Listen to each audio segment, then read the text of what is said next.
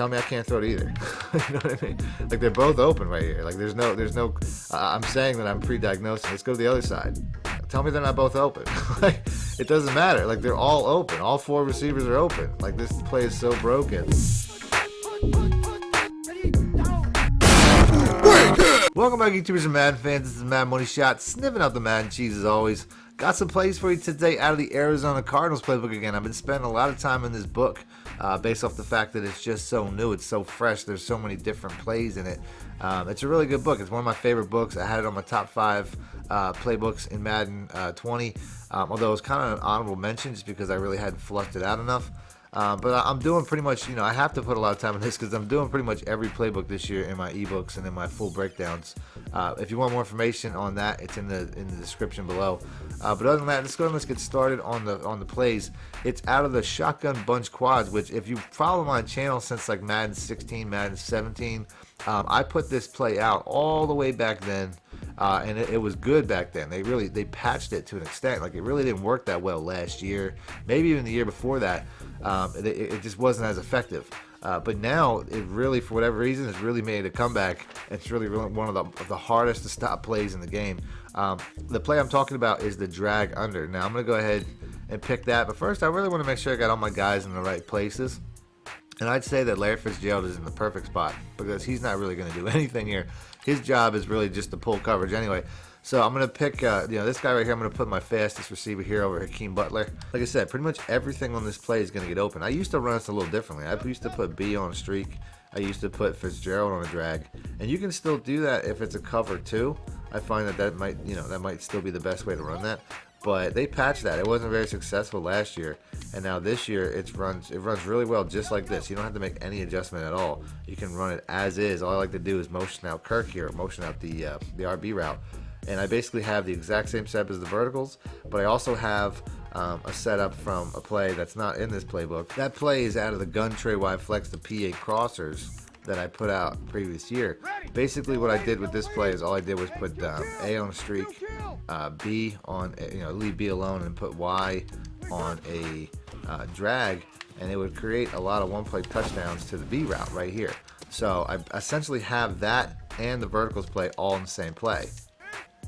So like I said, you can see that the A, the B, and the X route have that setup where the bunch has the vertical setup. So you have 2 of the better concepts in the game all in one play. So, all I'm going to do, like I said, I'm going to motion this guy out because that's the same thing I do in the verticals play.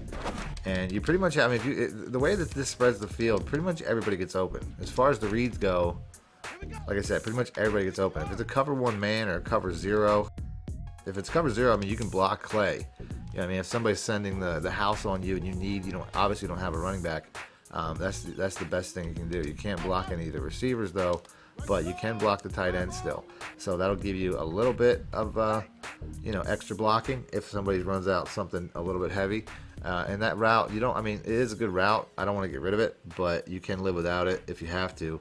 Ultimately, if somebody's running a cover 0, the RB route's going to be a home run anyway, so you're going to want that extra blocking.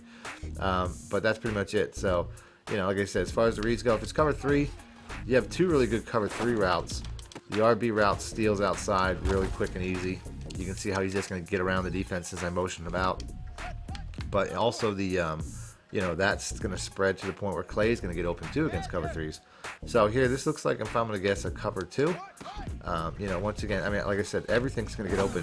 If it's a cover 2, it's that was. Clay's huge. He's going to be open big against either coverage. Whether it's cover 2, cover 3, or cover 4, it doesn't really matter. Clay's going to get inside, especially cover 4, because there's just there's so little as far as coverage inside in cover 4s that's just going to be easy money. I don't really know what that coverage was, but it doesn't really matter. That's the thing. This play is so easy, you don't really have to read a defense necessarily. So here it looks like we have a cover 1. This outside route here is going to be best because obviously the inside route works too, but that's closer to the safety. I'm going to go to replay to check that out. They said your 2 reads obviously are the wheel routes, are the 2 best reads. But if you do get like a cover 1 safety like this, technically, obviously the tight end's not going to beat up the side as well anyway, but he does get past. It's just that you're going to be throwing in double coverage. But as far as this guy out here, the safety's not going to, first of all, he's not going to honor that. He's going to honor the receiver that's further down the field. and secondly, you know, you can't close that gap anyway. So that's going to be an easy one-play touchdown, like I said, against any man, cover 1 or cover 0. Hit him with that, like I said, I'm just waiting for that RB route 9 times out of 10. I think that's a cover 2 again. I'll go to the replay, double check that. But like I said, I mean, you can, coverage really doesn't matter. It's just, you're just kind of reading separation. So let's just go ahead and run this back. Like I said, yeah, that is a cover 2. This guy right here, I mean, what this route does against cover 2 is, you know, I mean, he was open as well. You know what I mean? Like, everybody's going to get open here except for Fitzgerald. Fitzgerald's just pulling coverage. I don't even really look that way because I don't have to.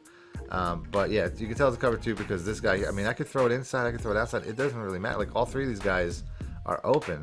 But like I said, I'm starting with this guy and working my way in.